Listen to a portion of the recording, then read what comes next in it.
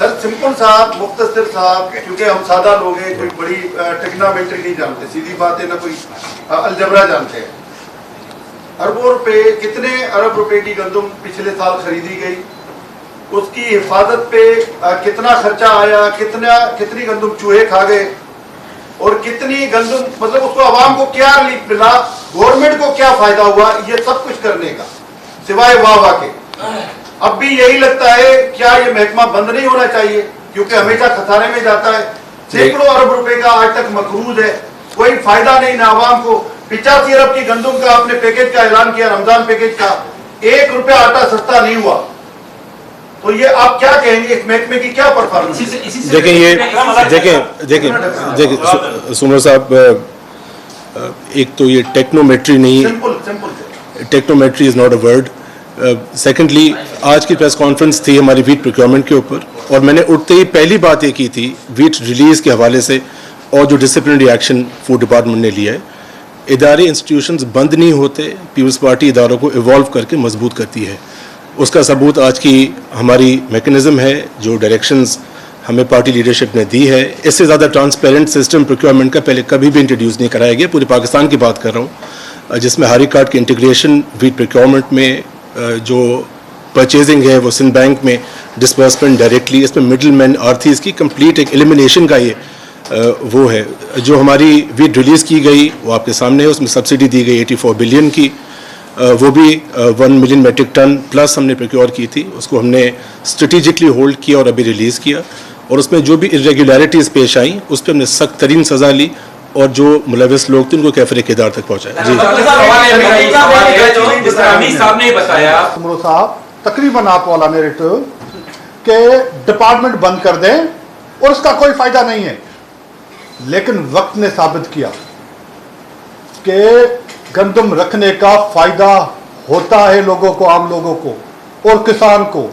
पंजाब में 2000 रुपये मन गंदम का रेट चला 2024 में, सिंध में 3200 से 3000 के करीब रेट चला, इस वजह से कि 9 लाख टन 25% एक बायर आया था जिसका नाम सिंध गवर्नमेंट था, उसने कहा हम 4000 रुपये में गंदम लेते हैं।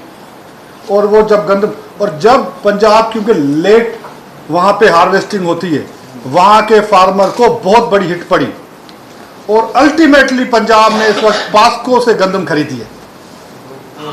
ये साबित हुआ कि गंदम खरीदना, रखना और रिलीज करना, जो मैकेनिज्म इवॉल्व हुआ था दहाइयों से, वो ठीक था। हाँ, मखदूम साहब कहते हैं उसमें मसला आया है हमें। 13 लाख टन गंदम में से 10 लाख रिलीज हो चुकी है। 2 लाख से ज्यादा गंदम वो है जो एक क्वालिटी की है, जो गोदामों में पड़ी हुई है। 70-80 हजार गंदम वो है जिसके ऊपर कहा जा रहा है कि ये मिक्स हुई है। तो 90% से ज्यादा गंदम फूड डिपार्टमेंट के पास पड़ी हुई है, और साबित हुआ कि वो ठीक है। आज भी इनके पास रिलीज के लिए आर्डर्स पड़े हुए जो आके सिंध गवर्नमेंट ने कहा है बंद करें। कि ये नैरेटिव बनाना, ये किसान के खिलाफ नैरेटिव है। हमें ये बात को मानना पड़ेगा कि पाकिस्तान की इकोनॉमी किसान के ऊपर होती है, पाकिस्तान की इकोनॉमी एग्रीकल्चर के ऊपर है। और जब आप गंदम, जब आपने नहीं खरीदी तो आपने इंपोर्ट की गंदम। 2023 में केयरटेकर गवर्नमेंट ने गंदम इंपोर्ट की। हम अपने किसान को 3500 रुपये रेट देने के लिए तैयार नहीं थे, लेकिन हमने सेंट्रल एशिया यूक्रेन के किसान को 4500 का रेट दे दिया गंदम का।